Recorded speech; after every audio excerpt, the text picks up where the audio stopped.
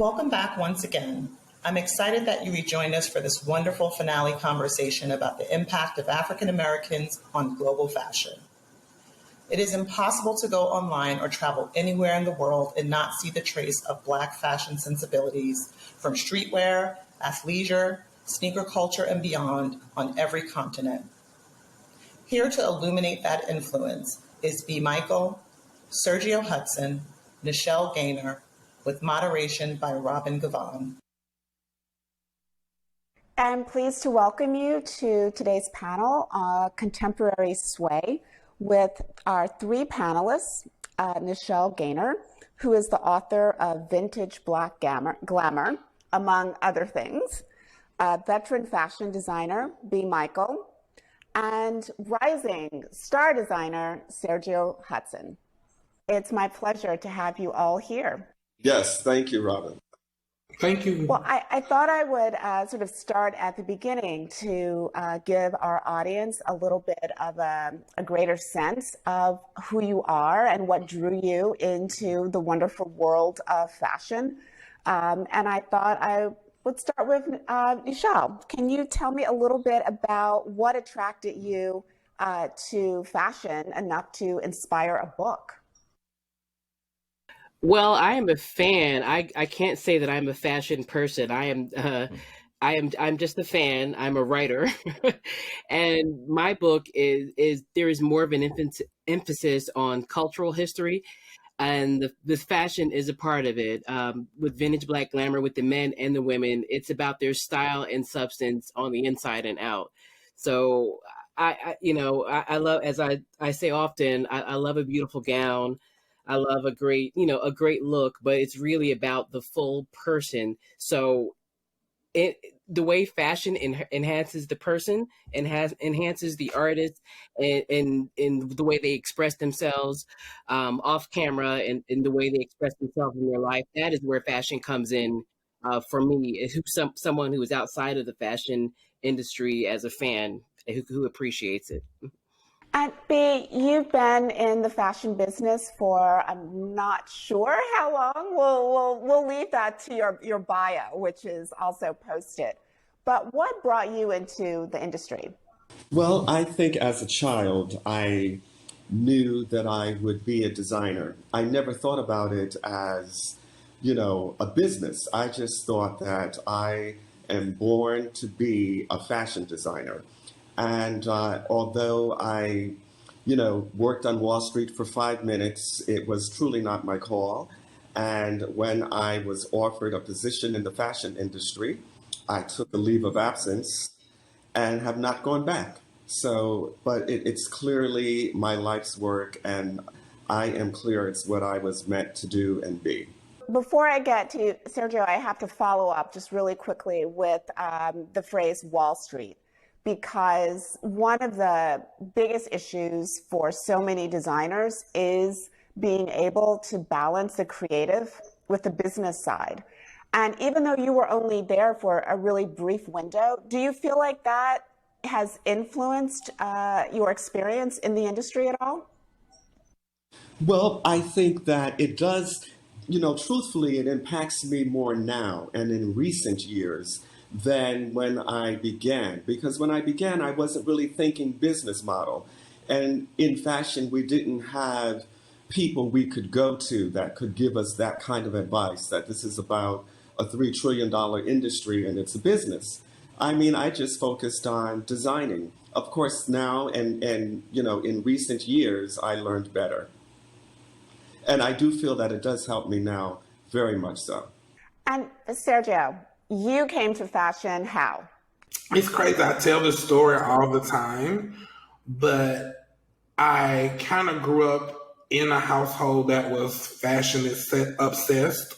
So I really had no other choice but to be in fashion. So at a very young age, probably about 3 or 4, I decided I wanted to be a designer. I was sitting watching Elsa Clinch on CNN Style, and I was just hooked. And ever since then, I've been on the trajectory to be where I am today, for sure. I mean, since we sort of started with your past, and I think probably all three of you can really address this question. I mean, Michelle, you really have looked back at the role that Black musicians, actresses, dancers have played in creating a language of beauty and glamour and style. And I'm also curious, since both of our designers have said that they really knew early on that this was something that they wanted to do, if there were women or men in, the past that just really sparked the fascination with glamour. So I'll start with you, Michelle. I mean, can you talk a little bit about sort of the history of Black glamour and how it presents itself today? Yeah, well, it's interesting. I was also a fan of watching Style with Elsa Clench on CNN many years ago. I grew up watching that. I grew up watching beauty contests, in the suburbs. Watch it. That's what you get it where you can. I would get an idea of the history of it, history of fashion, of our culture, possibly through means like that. As I started writing books, and I worked in magazines in the early 90s. I was an assistant editor at GQ at one point. So I had a chance to kind of dig in Condé archives and see some of the things that, that maybe didn't make the paper, maybe it didn't, photographs that didn't make the issue. And I started putting two and two together. And I started to see that we've always been there. We may hear every now and then about Ann Lowe, who designed Jacqueline Kennedy Onassis' wedding gown. Now people starting to hear a little bit more about Zelda Wynn Valdez, who everyone knows I worked with the Dance Theater of Harlem for many years.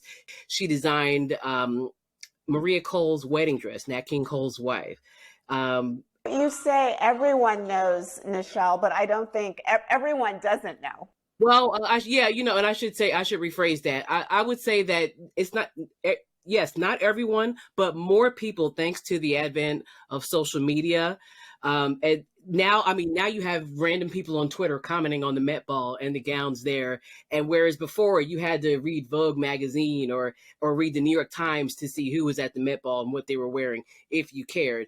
Now it's more, it's not everyone, but it's definitely a wider audience that's been exposed to it. And that wider audience that's where my books came from initially. I started Vintage Black Glamour through social media, through Tumblr, through Instagram. And that's where my books came after that. And that audience who, it's like they know that their grandmother was not the only stylish woman in town. So when they see a stylish Black man in the 1940s, in the 1950s, it makes sense to them. When they see a woman who is not just the Lena Horne or Dorothy Dandridge, but another one, because I highlight the legends that we know and the legends that we don't know.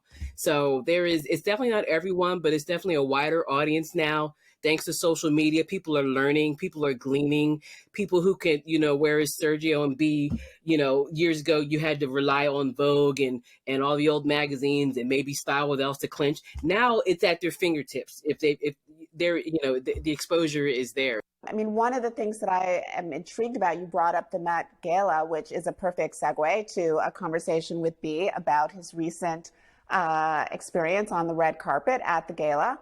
And I was surprised to read that it was this past season was the first time that you had created a gown for that event. I mean, you have worked so much with Cicely Tyson, who one might call your muse, and then you collaborated with the new editor-in-chief of Bon Appetit, Dawn Davis. How important is it for a designer to have those points of inspiration, and how important is the red carpet? Well, I was thrilled when Dawn approached me and commissioned me to do her dress for the Met Gala. And she said that she wanted in some way to pay homage to past Black American designers that, she felt it was an opportunity to recognize. And she just said, I would love for you to consider how you can incorporate that into the dress. And so what I ended up doing was having the names of 7 designers embroidered along the border of her dress.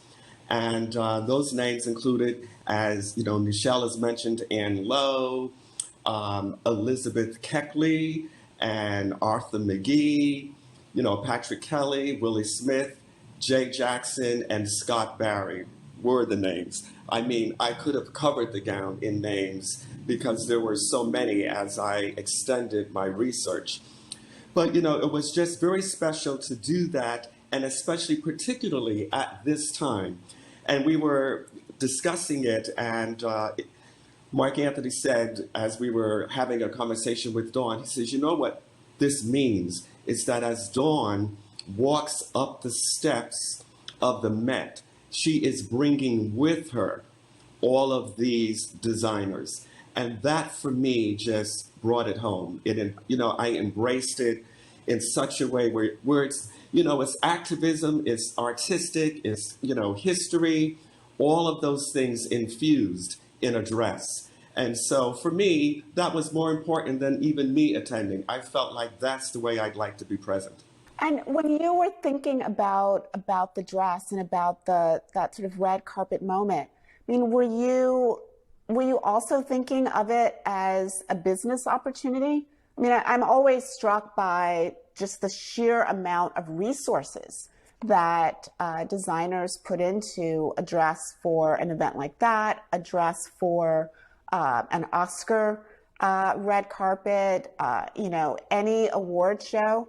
I mean, it's not a minor undertaking, particularly for a brand that is, you know, just starting out. So the red carpet really is an industry unto itself, quite frankly. And you raised some great points. It is costly. It's, you know, the bigger houses are able to entertain differently the stylist and can offer them the kind of perks that, you know, an independent designer may not have those kinds of resources. And then for a brand like myself, I'm a couture house. It's not that a stylist can just come pull a size 8. Whenever I do red carpet, it's because I've actually made the dress specifically for the individual wearing the dress. So yes, it is costly. I mean, retailers, it gives the designer and the brand collateral, and you can use that collateral for marketing, entertaining retailers. So clearly the absence of that also impacts the brand and the designer. And quite frankly, there's been a lot of inequity in the ability for smaller designers, and particularly Black designers, to participate at that level and have it affect our businesses in a really positive way. So yes, it is a business endeavor, and it does impact and affect what we do and how we are received generally in the market, for sure. And I definitely want to talk more about that. But before that, Sergio, you had a huge moment with President Biden's recent inauguration when Michelle Obama, the former First Lady, walked out on the Capitol steps in your ensemble. And I think there was a slight, you know, earthquake on Twitter. I mean, can you talk a little bit about what that moment meant for you as a business person, as a designer behind a brand that bears your name? I mean, beyond it's an honor and it was thrilling and all of those things. Just to rewind a little bit, the moment dressing Mrs. Obama for inauguration kind of happened on a whim. I have dressed her like twice before. We dressed her for the press tour for her book a couple of times, and it was great. It was a great moment. We got a lot of press and from it, but I never expected the reaction that we got from inauguration. I guess I was so, you know, sometimes when you're in this industry and you are a designer of color, you work twice as hard as other people that are in this industry because you're trying to prove a point. And me being an African-American boy from the South, I feel like I have to work even harder because it's ingrained in my head as a child. You have to be better. You have to do more. So that's constantly running through my head. So at the moment we dressed Mrs. Obama for inauguration, I was on a plane flying back to Atlanta to do a shoot for my spring campaign, and I had forgot about it. And I got the text from her stylist, and she was like, she's wearing it. And I was like, okay, great. So I went to the TV in the airport to watch it with everybody else. And I realized in that moment when she walked out and everybody in the room kind of audibly gasped. And I was like, okay, this is different. It was like almost like a paradigm shift for my business. And immediately from my business from January 20th to the 21st was a completely different business. My site crashed like 4 times. It was not able to hold the amount of traffic that was going through it. So it's like it was very unexpected. It was not planned. It was just me going about trying to make things happen. At the end of the day, I have gotten a lot, over the years, a lot of press. I've been pushing really hard, and like B said, it's very difficult and it's very expensive to, cater to these celebrities and try to get these red carpet moments. But at this time in the industry, as an African American, it's the only way for me to get out there at the beginning, because I didn't have the money to have a sales rep to be in all the stores. I didn't have the connections to be in New York.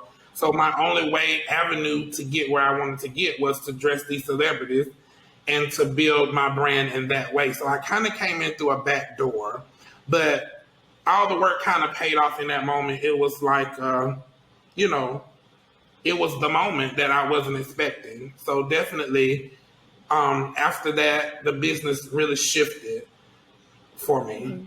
And I mean, I know that, for sometimes having that big tidal wave of attention is obviously, it's a great thing, but it also can be a really difficult thing because, maybe you get orders that come rolling in, but then you have to be able to produce the clothing in order to fill those orders. How challenging is it for both of you? Because you guys are in, you're in the luxury space. You are, designing clothes that are for cocktail parties and galas and for, professional women. And it's as far removed from streetwear, which has for a long time been where Black designers have kind of been pigeonholed, even if that's not really what they do.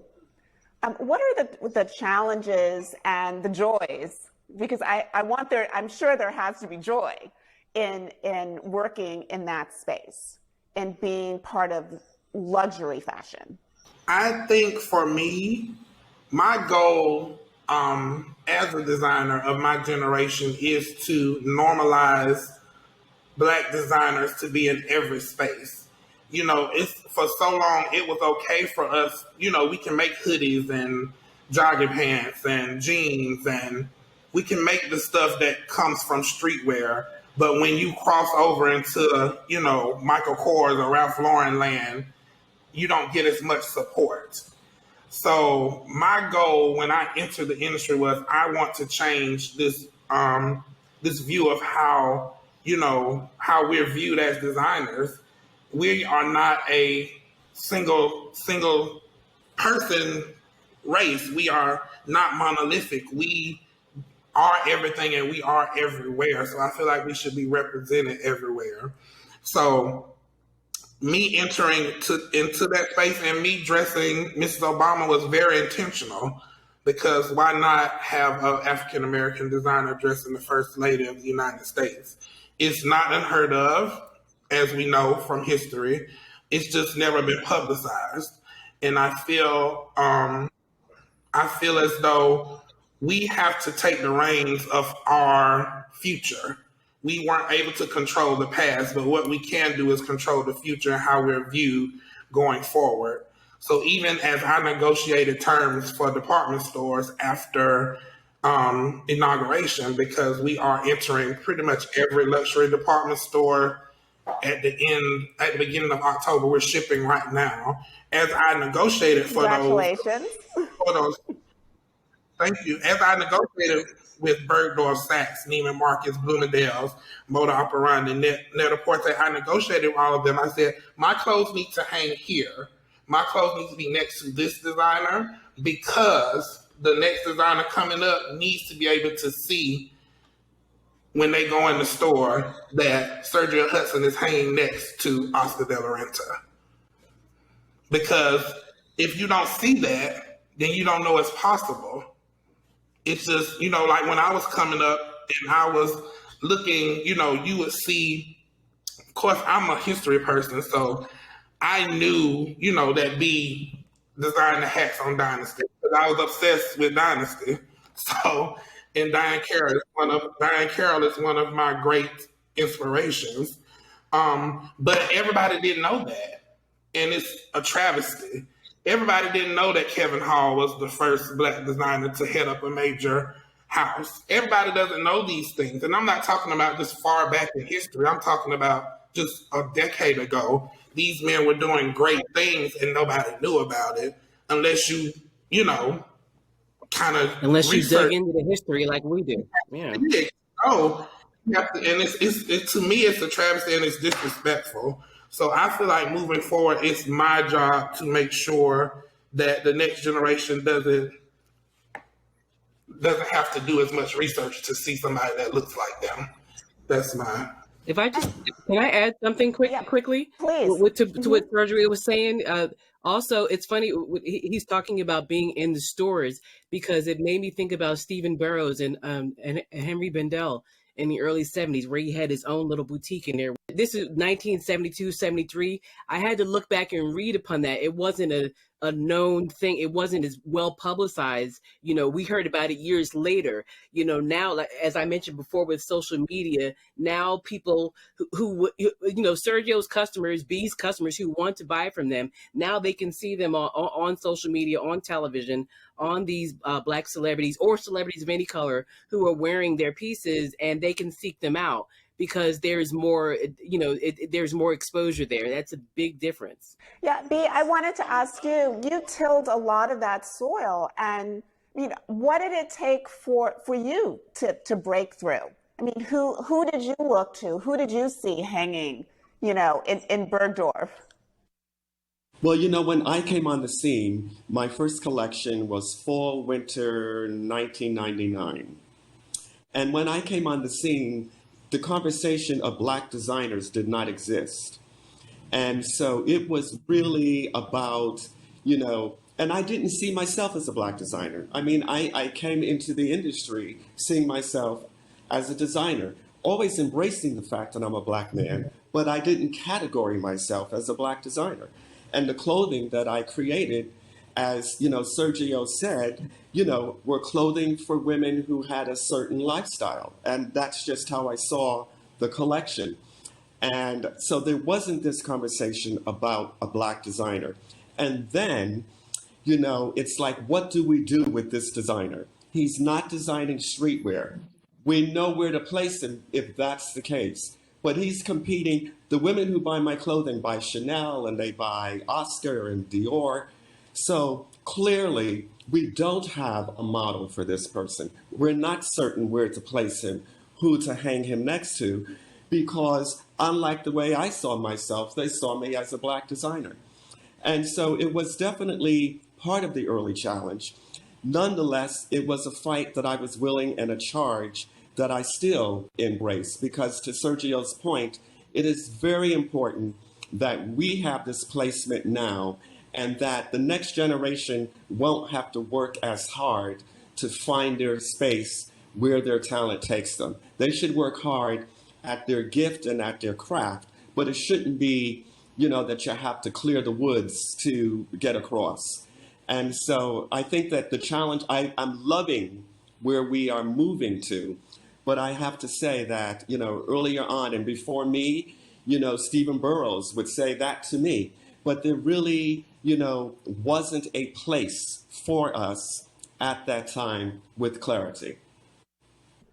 I am reminded of a conversation that I had with Ashley and Mary Kate Olsen when they started The Row. And for them, the prejudgment was that they were these celebrity designers and that they were just sort of dabbling. And one of them said to me that for a moment, they really thought that it would be better to sort of hire someone else to kind of be front for the brand so that no one would know it was them, so that the clothing would be judged solely on its merits and not based on who was producing it. And I'm wondering if that is still an ongoing issue, that people can't separate the clothing from a preconceived idea of the person producing it. I mean, sometimes it happens with female designers where there's this expectation that because they're a woman, their clothing should be very pragmatic, right? It shouldn't be whimsical. It most definitely should not be uncomfortable, because that's not what a woman designer should be designing. So I'm wondering, I mean, do you find that still there are these preconceptions about what your clothing should look like based on the fact that you're Black, or based on the fact that you're from the South, or based on the fact that you are younger or older, or any of these things? I think to some degree, yes. But, I always was inspired by the fact that Ralph Lauren, and you know the story, how he came from the Bronx and became now really, what we call the American lifestyle, at least aesthetically. And so that said to me that as a Black man, and I'm coming from Connecticut, no less, that I too can be a lifestyle brand. And so, yes, I know there is an outside perception at times of who I am relative to what the clothing should be. But, I think you have to move past that, or you can't embrace that. Although it will exist for a certain percentage, it's not my truth. It's not how, I feel I approach what it is that I do. And often, when I was doing trunk shows more regularly, I mean, women would come up to me and clearly some even would say, "Oh my God, I didn't know you were Black." And I don't even think they meant it as harm as much as they were just surprised. I mean, they had only seen product. And so in their mind, that did not come from a Black person. But I think that's part of what's wonderful about it, that we can, dismiss those theories and we can be living proof that art is art. And so that's what's important for me. I think for me, so I will tell you this. When I first moved to LA in 2016, I went to a boutique. I was already dressing some celebrities, so the name was out there a little bit. People didn't know who I was, they just saw the clothes, because I think the first big, really huge placement we got was we dressed Kendall Jenner for her 20th birthday party in this like scandalous jumpsuit, and it was everywhere. And everybody was like, "Who is this designer? What is this? Whatever." So I moved to LA, and the first boutique I went to, I won't call their name, but it's a really famous boutique here in LA. And I showed them my clothing, and the buyer looked at me and said, "Your clothes should be more urban." Like, these are the words that came out of her mouth. And I think when she said it, she knew she had made a mistake. So she started backtracking. She was like, "Well, this is what we sell the most of." Meanwhile, I'm looking over at her rack and I see Christian Dior suits, and I see all of these, just ready to wear high-end fashion from all over the world. And she told me, "Well, we buy stuff like that in Paris." So it was the first signal. Much like B, I didn't enter the industry thinking I was a Black designer. In that moment, that's when I realized I was a Black designer, and this was going to be an uphill battle. I had never thought about it before. And you fast forward to now, if when we're talking to the stores, it's like you almost have to. So it's like a night and day situation. Like, they want Black designers. They want, they have to meet a quota pretty much. Like, we have to put Black designers in our stores. And your clothes, I mean, this is what it is. And when they see your clothes, and they're like, "Oh wow, we can actually sell these clothes," and they want to market you like a Black designer, you have to put a stop to it and say, "Okay, look, I'm proud to be Black, and I am Black, but I just want to be a designer. Don't group me. I mean, me and Christopher John Rogers was talking about this at a Saks dinner. Don't group us together. Like, we are people. We're individuals. We're Black men. We're Black designers, but we're just designers. We have totally different aesthetics. We sit in different marketplaces. So don't group us together. So I think the battle now is, like I said before, normalizing it and just becoming. We don't want special treatment because we're Black. We just want equal opportunity and equal billing, and we want people to consider us as viable brands that they can possibly invest in, because that's a bigger conversation. The reason there has not been the reason there has never been a Black brand to ascend to legacy status is because nobody wants to invest in us. They'll buy clothes from us if they like them, but to be able to invest in us is a totally different story. Black people don't want to invest in us. White people don't want to invest in us. It's because it's risky, because you're Black. The front person of the brand is Black. So it's like, it's just going to work. So that's the bigger issue that we have to address in the industry is funding, because we know no brand can ascend on their own. You have to have backing. You have to have someone to be able to push you to that next place. And that's the next step, I feel, as though what needs to be addressed in the industry, for sure.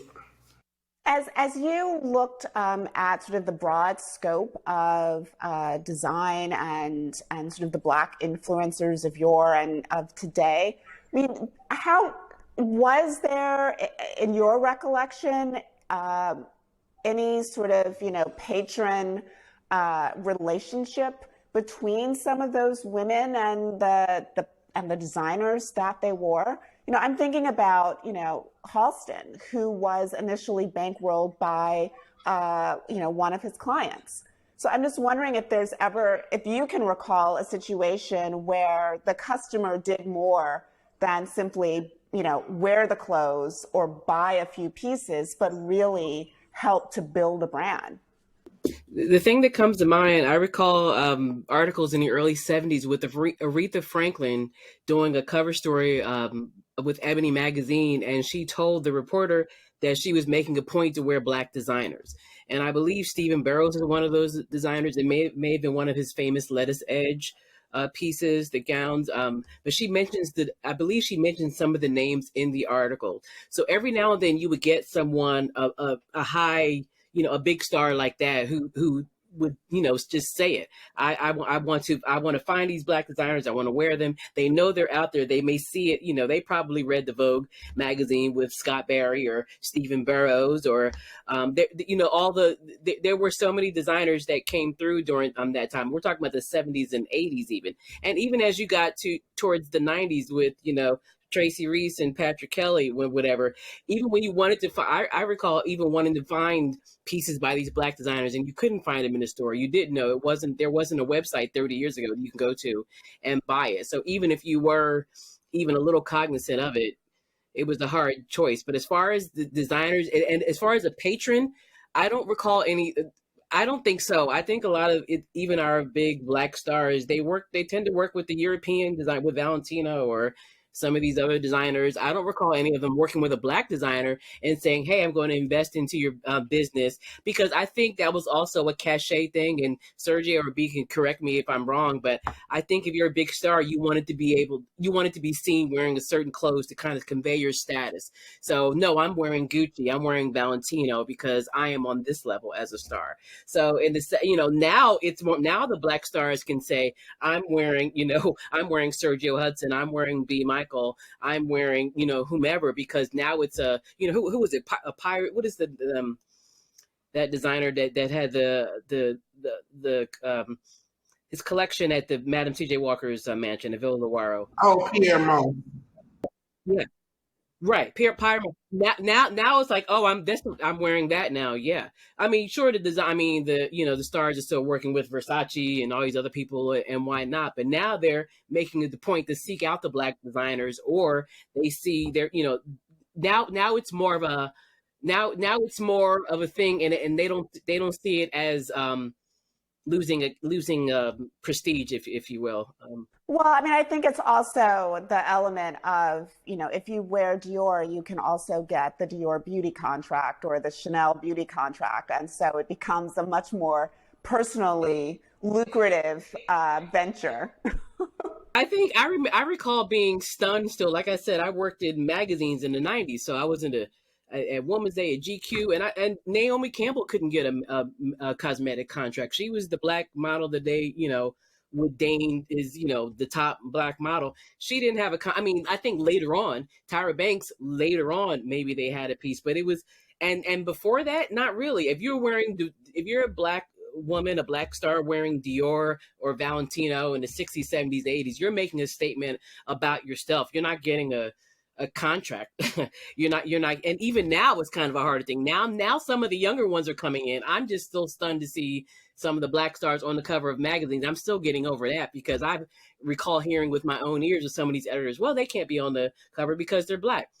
And they would just say it, not, just, it was just what it was. If I said the names, you would go, oh, but it's just, we know what it is. We know what it is, and now there is definitely progress in that area. But I think that for someone like me, who is like a fan, and also someone who chronicles this, I just need people to know that we've always been there. Like, Sergio and B have predecessors. They're not new at it. Not just Ann Lowe's and Sergio. I mean, I'm sorry, Elizabeth Keckley's or whatever. We've always been there. I've been to many of quite a few of B's shows. And I've seen the ladies who come there, his clients who buy the pieces, who see it on the runway. We've always had that. Even if it were the private fashion shows in Chicago or Atlanta or New York, and those ladies are buying their local hat designer in Philadelphia, the famous designer there, or whoever their local top shelf designer was, when they couldn't go into the white stores and try on a hat and a gown and a dress. They would get custom made in each city. It's not new to us. I think now we're starting to get a little bit of respect. It's a little more interest, but it's not new. And I'm just glad for the I don't know. I guess I'm just glad for the exposure of it. Well, I know the question of diversity and inclusivity has certainly been a subject of much discussion within the fashion industry. And as much as the attention has been turned towards Black designers and elevating them, putting the spotlight on them, I was hoping that Sergio, you could talk about what that has meant. And, has it all been for the good, or has it also meant that sometimes, designers are thrust into a position before perhaps they are financially ready or even creatively ready, because there's a kind of rush to make amends for past sins? That's a loaded question. But I will say this. I think we have to acknowledge the mistakes of the past before we can move into the future. And that's my opinion about the industry. There's a lot of wrongdoing and behavior that has, not just, and I'm going to say this, it might be a bit controversial, but you have juggernauts of the fashion industry that look like we look, that never support it. And I think that's the bigger question, that we should ask. Why did you never reach back? Why did you, there are so many quote unquote white designers that have been put on by the powers that be in this industry that are Black. And you can't say that about any Black brand, but you can say it about numerous white brands. And I'm talking about brands that are like institutions at this point. So there are a lot of wrongdoings on both sides that need to be addressed before we can move on. We can't just say, okay, now we support Black designers and we're going to ignore that, we didn't acknowledge all these people from the past. And I'm just and I've had this conversation with a lot of people. When doors have opened to me, I'm just the type of person. I'm an activist, so I address things where they need to be addressed. But you have to acknowledge your mistakes and then move on. You can't just move on. So to that part of the question, I believe there's a lot of wrongdoings that need to be addressed. And personally, I love to pay my respects to people that came before me, because without, and I told B this when we met in the preliminary call, there would be no me without him. And there would be no him without a Stephen Burrows. So, and for us not to be able to acknowledge that is a travesty. So I feel as though we have some work to do within our community, and even addressing the celebrity issue.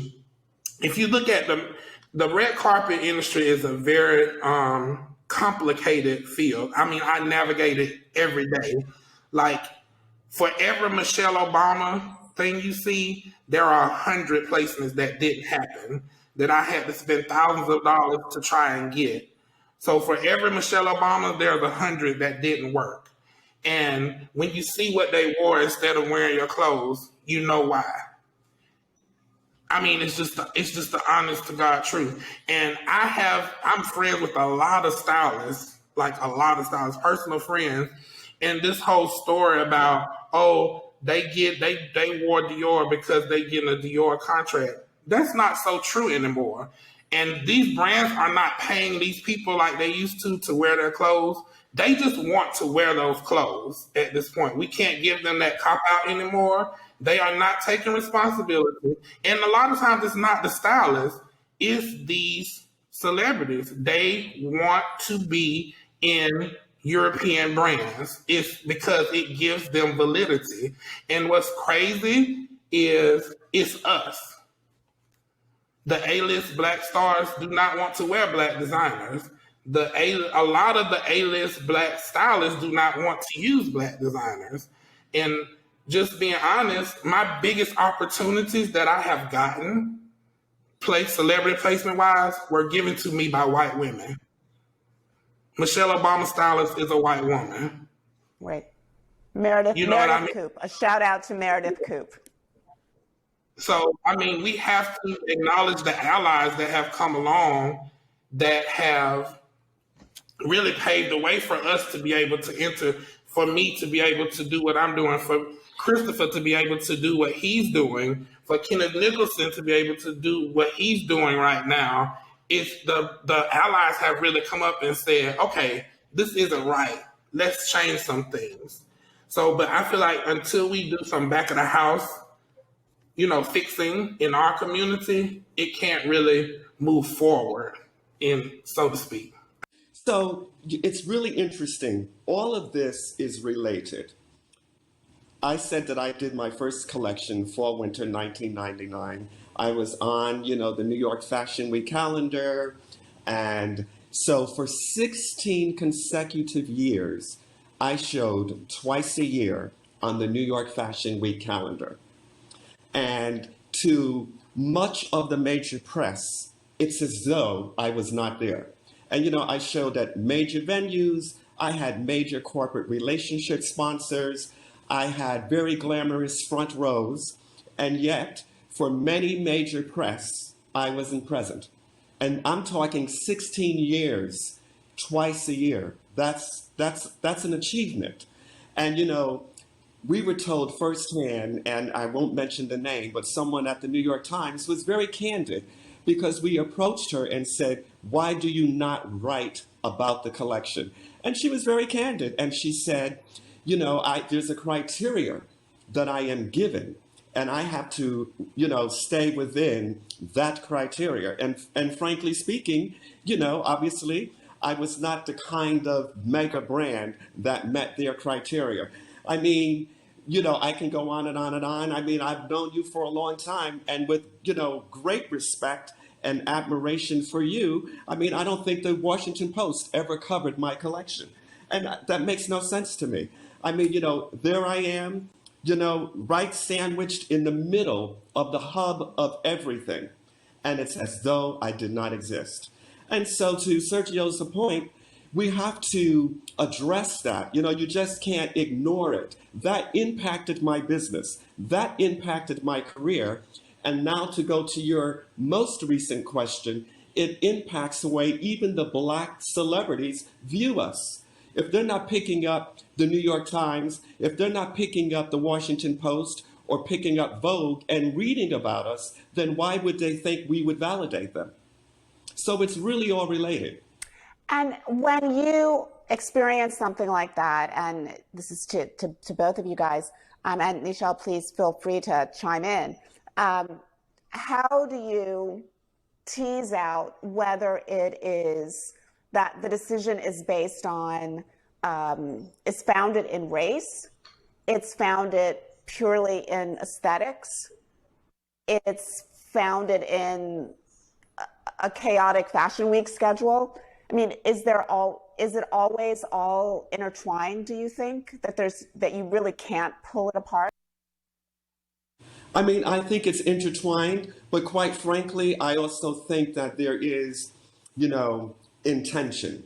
There are things, you do what's important, and you're given a directive, especially when you work for a large corporation and they say you have to cover XYZ. That doesn't maybe give one an opportunity to cover something else unless you have a real, vested interest or some other reason to bring you there. So I get it. When you're working for a big machine, you've got to be driven by what the marching orders are. But when we're talking, being in the real, I'm not doing a fashion show at my local church. And I say that respectfully. I'm on the New York fashion calendar. I'm showing at the New York Public Library or, at one of the museums. We're talking major, and you can't cover that. Then I say that has to be an intention. I'm not. I didn't work at a Washington Post or a New York Times or anything like you, Robin. But I did, like I said, I worked at quite a few magazines over the years, and also I knew people who worked at these magazines and at the newspapers.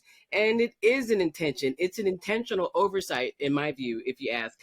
During the times, I only attended fashion weeks because when I was in the magazines, I was in the beauty side, so I didn't really do the shows. I didn't do the shows until I was a blogger, so we're talking about 2006, 2007-ish.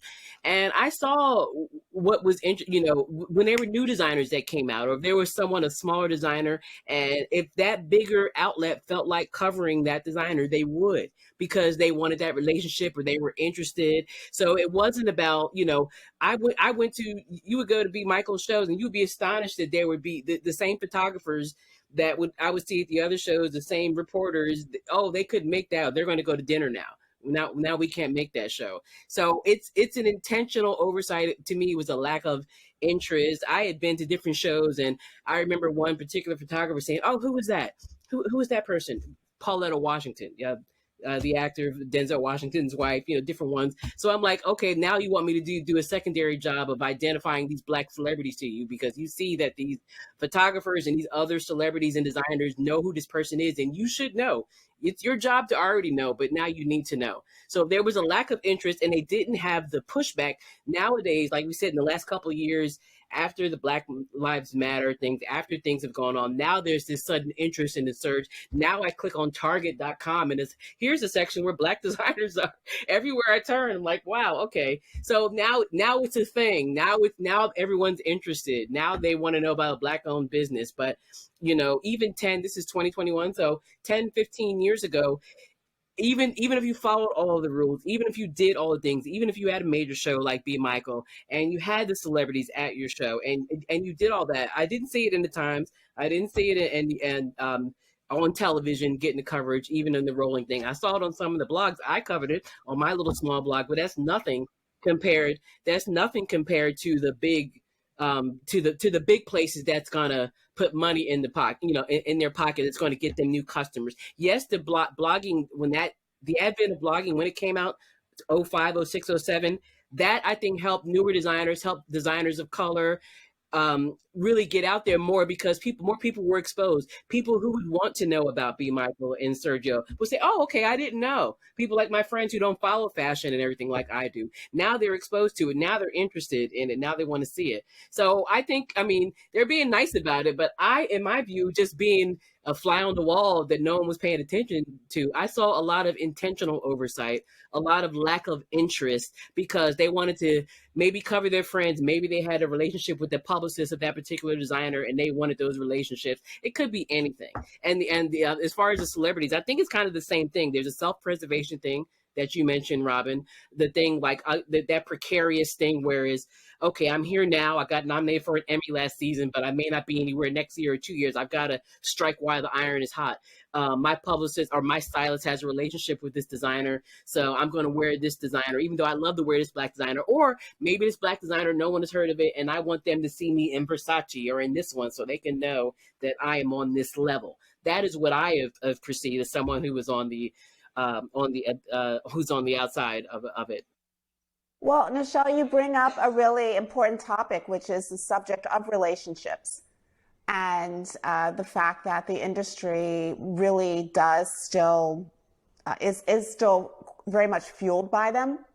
And Sergio, I wanted, certainly I didn't want to interrupt before you had a chance to respond, but I wanted to also sort of throw this out there to you, which is, because there is such a focus at this moment, looking around for a more inclusive fashion industry, I wonder how much pressure you feel to act while sort of the iron is hot, while that window is open, because it often feels like the industry loves a bright, shiny new object.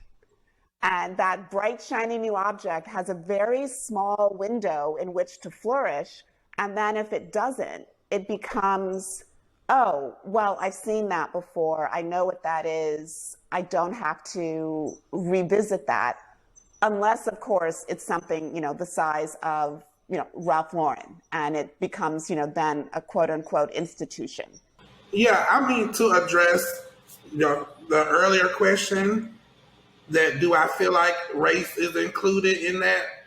And I absolutely do. Like, I don't feel like it's, I can't say it's not, because at the end of the day, Black people discount other Black people and white people discount Black people.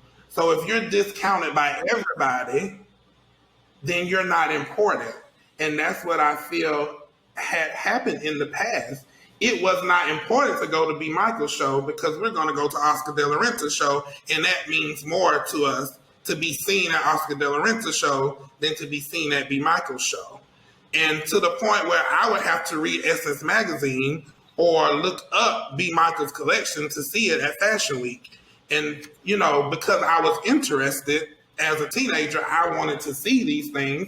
I had to look for them. And to me, that's what has to change, and that's what I'm working towards. But I absolutely believe that it does have everything to do with race, because you think about it, just look at how the industry works. I remember when Parenza came out, the first season they were out, everybody was at their show.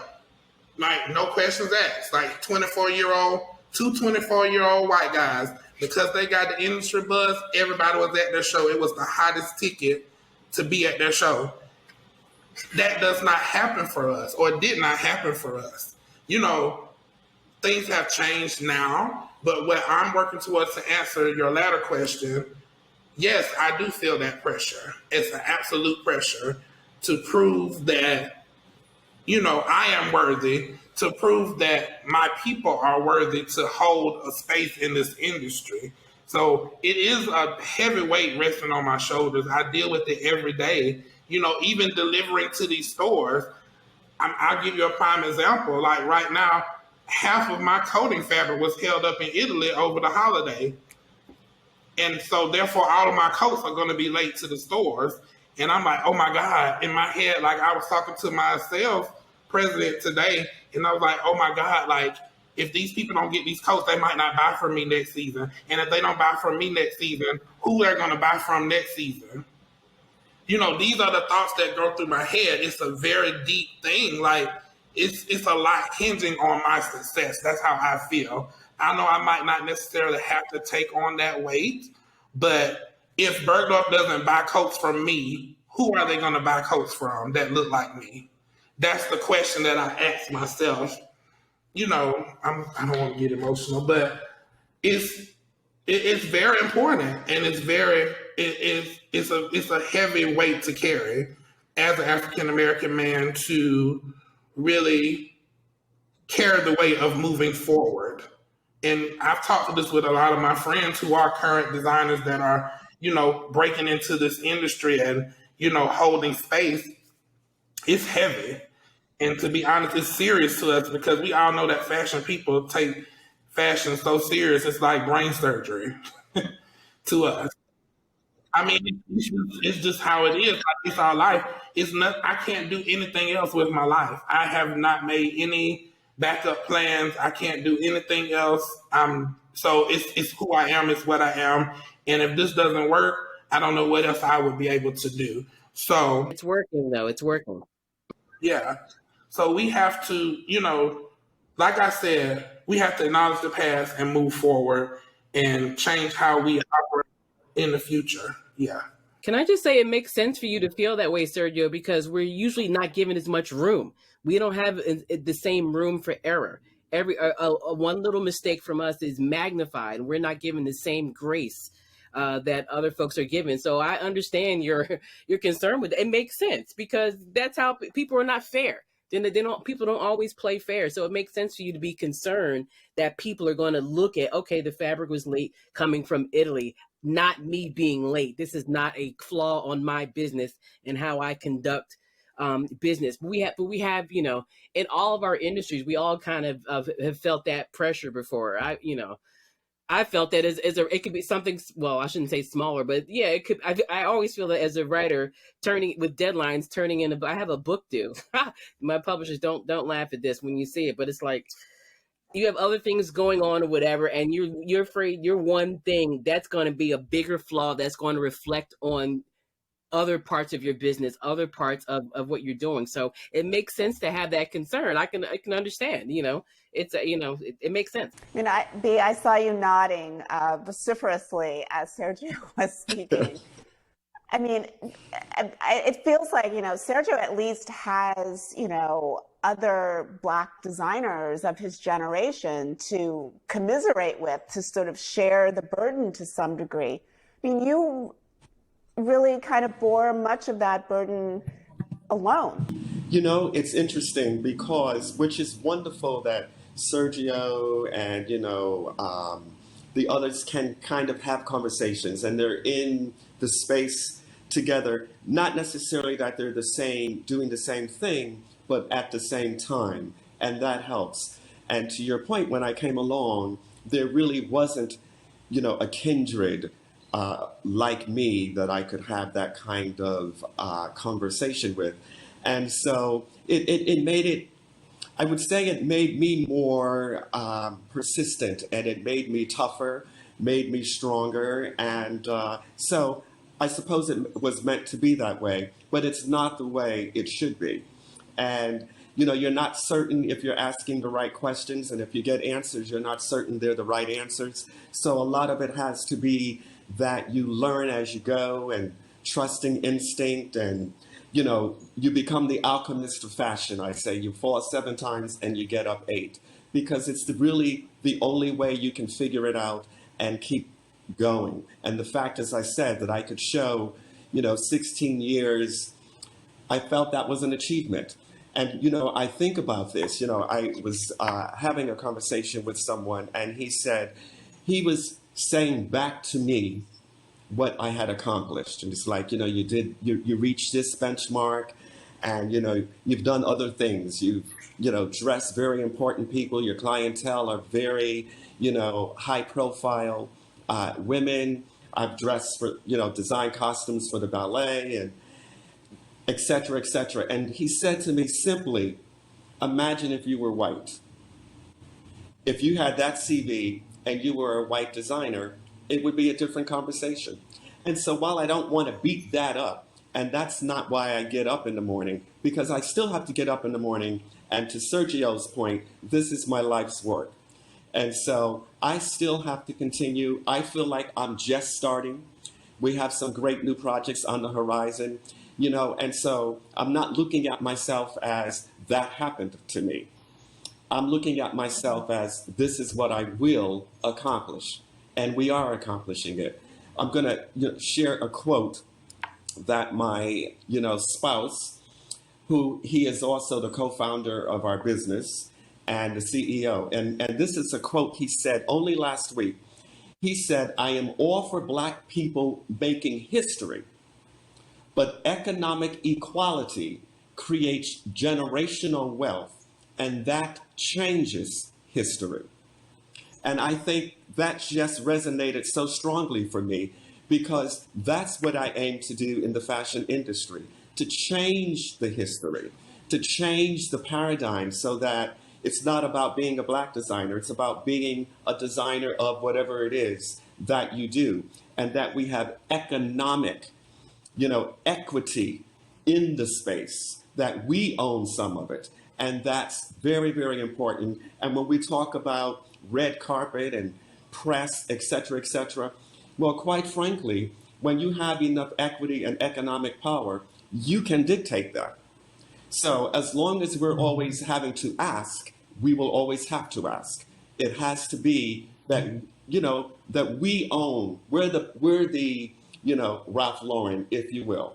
And so that's what we have to do to change history. And I appreciate all the plaques that come to me and all of that, but it's really about when I am gone, 30 years from now, B. Michael as a brand still has to be relevant. With all of the digital native publications, with an increased number of Black-owned public relations companies, I'm curious if you feel as though the old gatekeepers are falling by the wayside. If talking about sort of storming the barricades, if that's really happened, and do you feel a restructuring at all with the fashion industry? I'll just quickly say that, I think for those gatekeepers to really feel the impact of change and changing history, it's still economic. It's still, money talks. It's a $3 trillion industry, and the gatekeepers handle that. And so we still have to have some sort of economic empowerment to influence and I'll share that question with everyone else.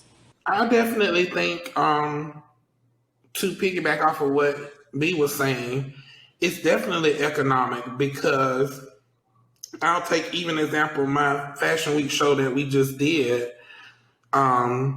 We literally had every major press outlet, every magazine represented, every newspaper represented, every retailer represented there, and all on the fact that a Forbes article came out saying that we were entering every major luxury door in the United States. Once that was said, and they said, "Oh, this brand is actually going to start making money now. We need to be a part of this." Yes. So we were literally turning the people away. Like, it was people like managing editors of major magazines had to sit on the second row. Like, it was not, we couldn't, especially because of COVID. And I definitely attribute a lot of that to Mrs. Obama wearing the clothes. But a big portion of it is because all of these stores picked up our clothing, and now they realize, oh, this might be something to deal with in the future. Let's support early on so we don't get left out of the mix. And that's something that my PR, you talked about Black-owned PR companies. I'm represented by the Hinton Group, which is a Black-owned company, and they do excellent for me. But Nate, who runs the company, he came out of the PR world. He used to represent Prada, and he came out of like two of the biggest PR conglomerates in fashion, really. Yeah, and started his own, and he mostly represents black brands at this point, not intentionally, but it's just like, you know, we he was a black man that started, even though he had all these accolades and all of these, you know, brands that he helped push into the next stratosphere. He was still a black man. So it was like starting all over. Even with all the accolades, you have to start from the ground up. And until he built Pierre Moss up to where it was, nobody was going to pay him any attention. So I think the people that are working behind the scenes now are, I said in an interview the other day, I'm proud of the fashion industry for taking the lead on inclusion and being about it, not just talking about it. We just want to be, you know, put into the mix. We ain't trying to be held up because we're black. Like, no, we just want to be equal. So, you know, I will say, you know, I don't want to come down on the industry the whole time because they have, you know, taken the lead on inclusion. Um, and it's a lot of, especially American fashion, I would say. European fashion still is lagging behind a little bit, but I feel like American fashion has taken the lead on inclusion and made a real effort to push forward and be more inclusive for sure. I think the gatekeepers definitely have changed, and it's been happening gradually over the last decade, I would say. And what I can speak on closer is the media. So with magazines, there have been black editors at Teen People, now at The Cut. There's the black editor in chief of Allure, of all things, unheard of. 20 years ago, whatever, 10 years ago, unheard of. So now, and that's been happening gradually over time. The people who have the influence, the respect of people of a wider audience, and again, this is social media coming in. Even when blogs and websites were first happening, and the traditional media outlets weren't paying as much attention, and so initially they were losing out on that influence because they realized that there was a generation coming up that maybe didn't look at Vogue for their first thing. They didn't look at Harper's Bazaar initially. They looked at this magazine, at this person, at these people. They were coming from a different space. And so now that generation is coming through, whereas it's not unheard of to have more editors of color, more openly gay editors, more people coming out, and just even the things that they're wearing, they're saying, they're doing, the articles that are coming out, the open activism, people just saying things out of their mouth they wouldn't have said 10 years ago because they thought they would be correct in thinking it would hurt their career. They wouldn't be able to get as far. So yeah, the gatekeepers now are younger. They have a different mindset. I think the society's taste has changed in a way, almost like television. Now all of a sudden, you know, what's that? This ain't Swing a Cat. Now there's black people everywhere on television. There's like there are things on television now that just would not have happened 10, 15 years ago. It's not perfect, but it's coming out. It's coming out there. I mean, with my books initially, it was turned down everywhere before I was published. They said, well, you know what? We don't know if there's an audience for this. We don't think that people will be as interested. I mean, they probably don't even know these people. You know, like they don't know Diana Ross and Tina Turner and Eartha Kitt and Sammy Davis Jr. and they don't know these legends. You mean you don't know because you didn't grow. I know who Audrey Hepburn is. I know Marilyn Monroe. I know Katharine Hepburn. I know legends. I'll take legend in any color. So I know all of them. So you're the ones that don't know. So now with the gatekeepers, with the taste changing, with the influences changing, it'll be interesting to see where we are 5 years from now. They say that fashion is like a wonderful fashion photograph is in many ways more telling than a history book. It can really capture a moment.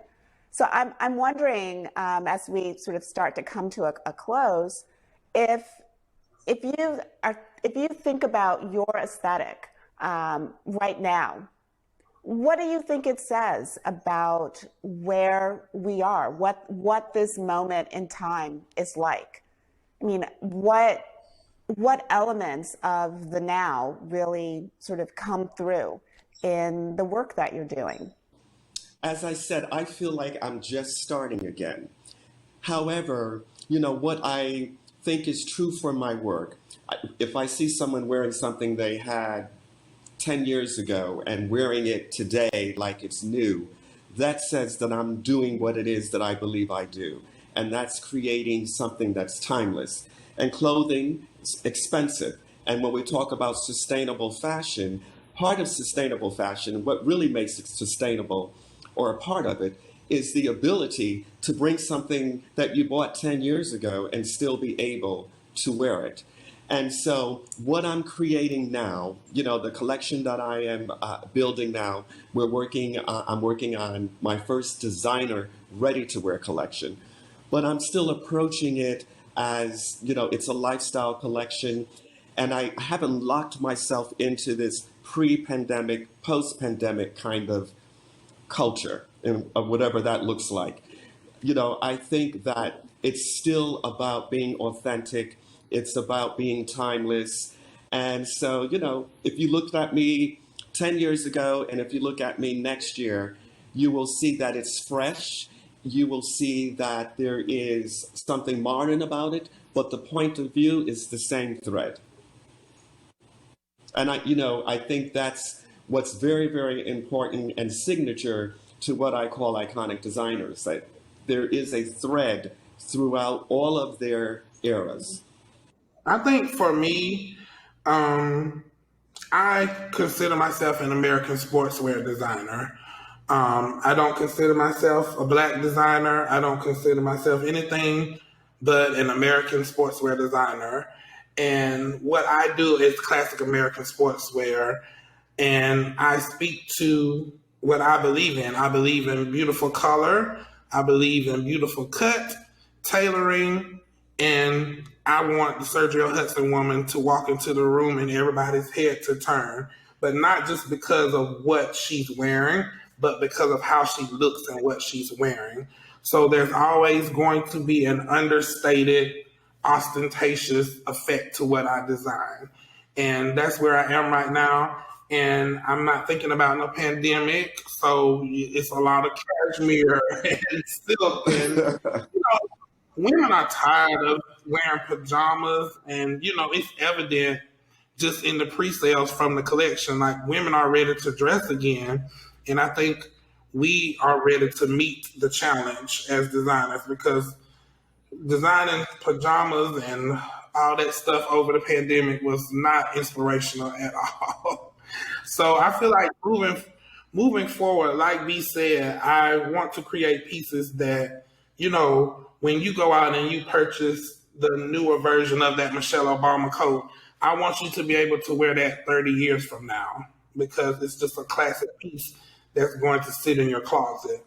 I have a friend who has all of these clothes from the 80s from Alaya. She actually used to go and get pieces made by him, and she still wears them to this day. So, that's what I would ascribe to be as, even you look at Alaya, they're re-releasing old pieces that he designed.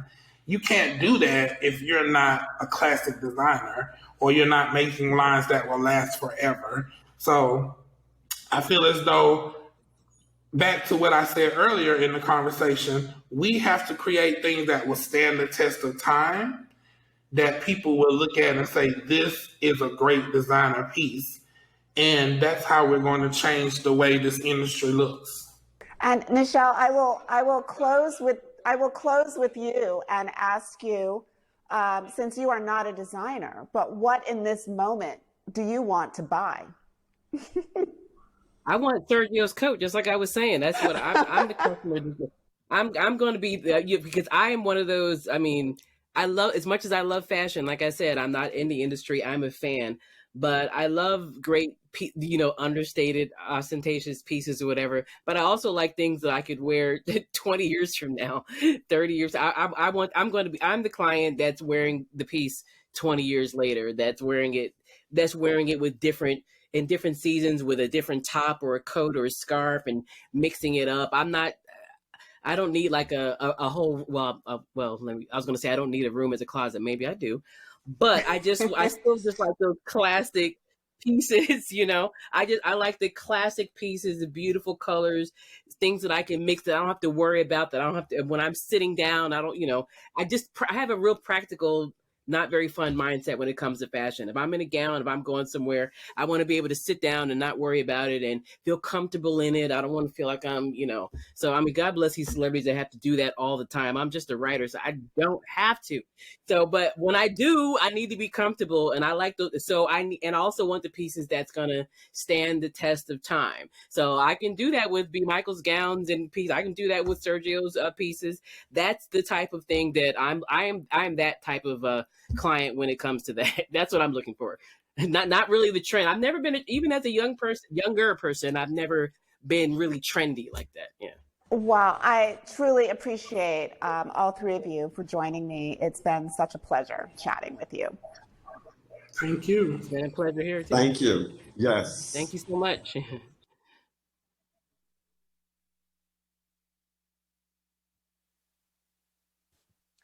So it gives me great pleasure to be able to go to some of the questions from our audience. And the first one is about how you sustain a brand. B, you mentioned the importance of generational wealth and that it's part of both personal and professional sustainability. What are the other sort of key factors that you would argue are important for the staying power of a brand? That's a great question. And I remember when I was first presented the question, and it happened to have been by my husband and now also co-founder of our business. And we were having dinner one night following one of my Fashion Week shows. And he said, "Why aren't you euphoric? You just had this amazing show and women love and buy and wear your clothing and you have established yourself as a fashion designer. So what else do you want?" And I said to him, in actuality, And I thought, what I really want is to create a brand. And his response was, well, that's very different. And I recognize that being a fashion designer is actually a step toward being a brand, but they are actually very different as a business model. Mm-hmm. And a brand for me would be about sustainability, which is about a lifestyle, so that it's vertical. It's not just, you're doing one thing, but it's that you are creating a lifestyle around what is your brand. And I thought that's exactly what I will accomplish. And I felt that as a Black American designer, that is something that had not yet been established in the truest sense. Mm. And brands, I think, work best when they start at the top and work down. It's very difficult to start at the bottom and work up and build a brand, because you want to start at the top and then create the demand and create the need for it. And if you can't buy the dress, you can buy the bottle of perfume. So I think brand building is really a very different thing than being a fashion designer. Thank you. Another question is one that I think perhaps, I will toss it up. We've heard about writer's block.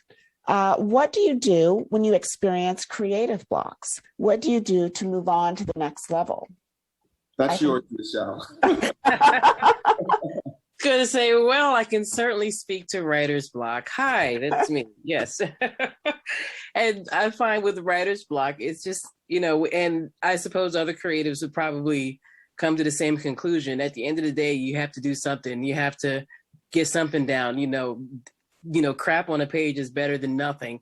Sketch something, maybe listen to a song, maybe watch a movie or listen to a podcast or read something, play with your dog, whatever it takes. I don't know. But I know that and the great thing about creative blocks is that you don't have to discuss it with people. You don't have to say, I'm having a block, or I can't write, or I can't sketch this design. I don't know what my next collection will be for next season. Just work it out with yourself and sketch some things out.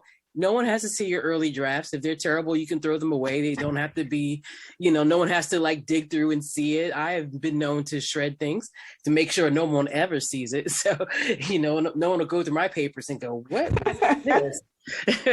So you could, you have to be free enough with yourself, with no one watching, to just get something down, to just do it. And I suspect that's true for for a creative in any field. Yeah. I can share this. I remember I was having creative block and sharing that with Mark Anthony, and he said, you know, I said the collection is like 2 months away, and I'm just not feeling inspired. And his response stung me, but I got over it, and now I get it. And he said, inspiration is for amateurs. And I thought, you know, after I, you know, cleaned myself off and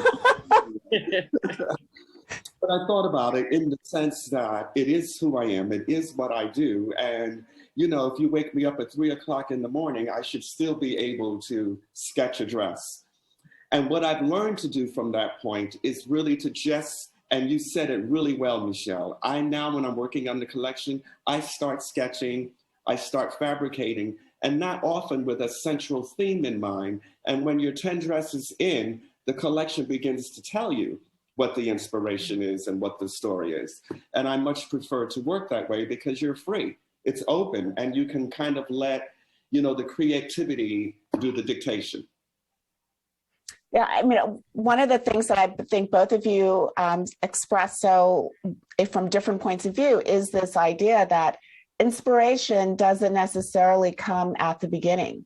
Sometimes you have to start and inspiration joins you later on in the process. Yes, absolutely. A big question that we have is, I'm very happy that the elephant in the room, racism, that's in quotes, is being discussed. However, our community has to acknowledge that we don't have the power that is inside the boardroom decision-making. How can the Black fashion industry collaborate to build our own infrastructure for the future?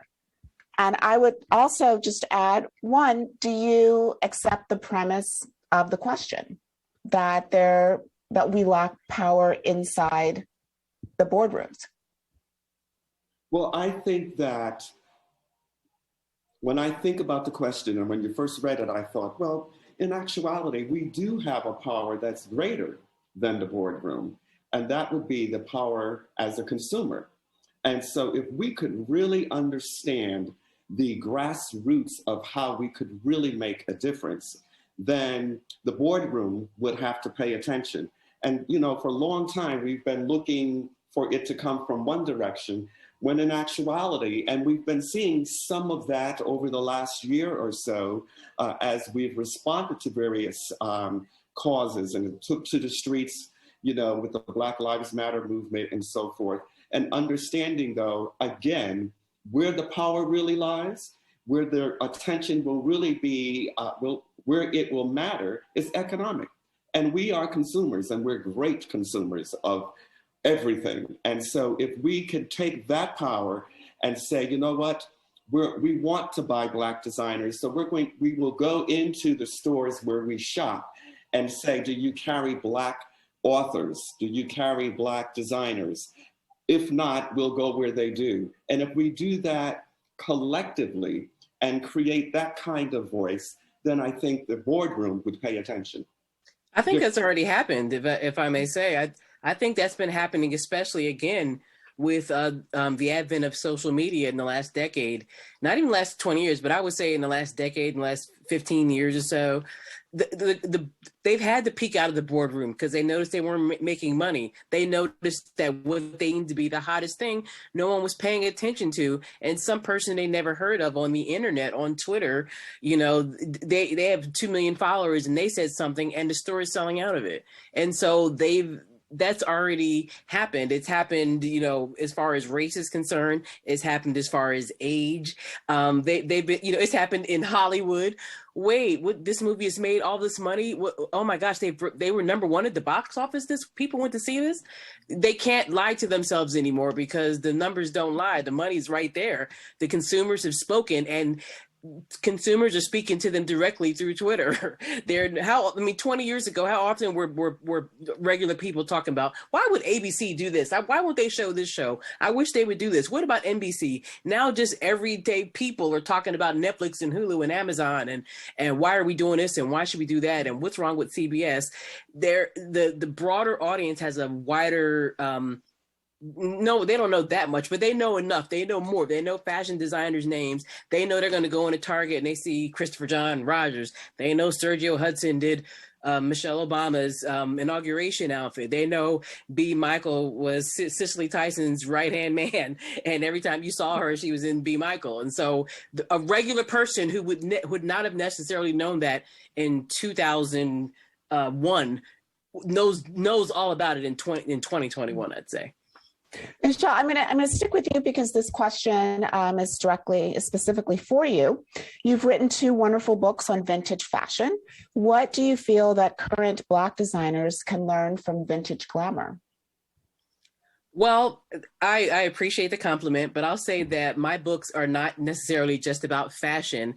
I write about cultural history, and fashion is incorporated into it, as fashion is a part of the world. It's like fashion. I love how someone, I forget who it was, but said that, fashion is a business and it's all kinds of things. And it's one of those things where people, if it's glamorous or interesting and people like it, sometimes people tend to dismiss it or they don't quite get the implications in different areas.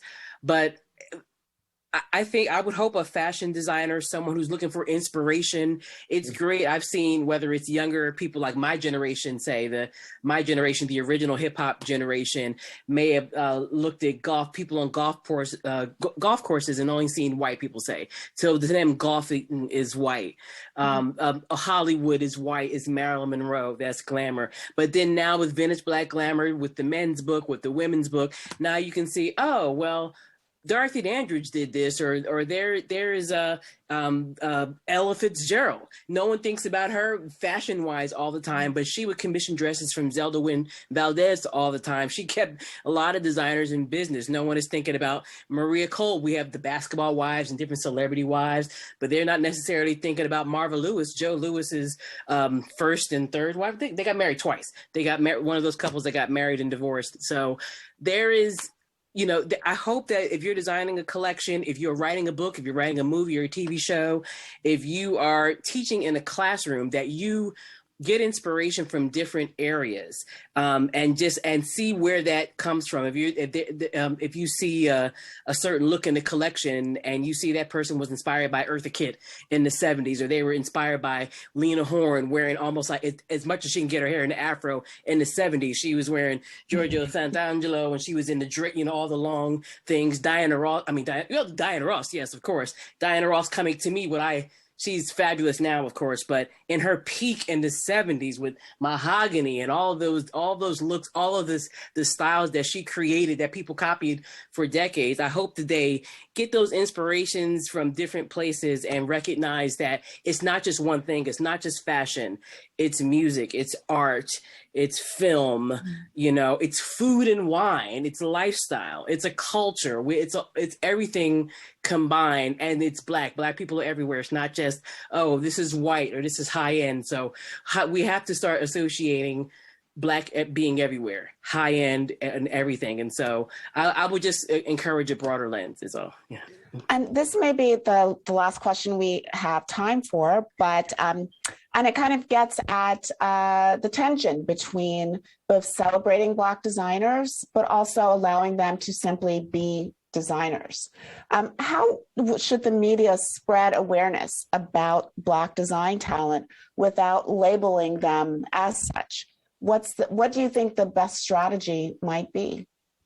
I think the strategy is a simple one. It's really write about the collection, talk about the designer, if it's, whatever, lifestyle. But I think to just, we don't write white designer Michael Kors. We say Michael Kors, or we cover the collection. I remember when I would get calls during Fashion Week, and I finally said, I'm not doing these calls anymore. It would be B. Michael, you are one of two who are showing at the fashion calendar. What do you think about that? And I'm like, are you interested in what my inspiration is for the season?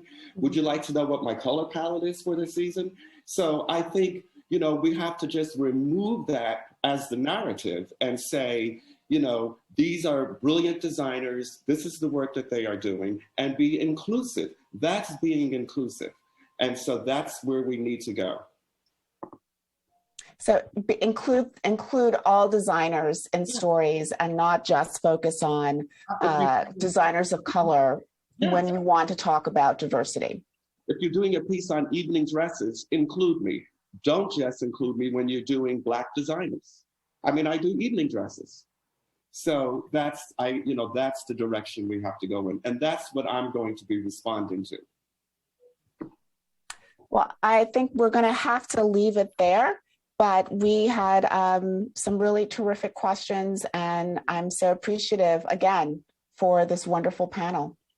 Thank you. Thank you, Robin. Thank you, B. Yes, thank you, Nichelle. Thank you, Robin.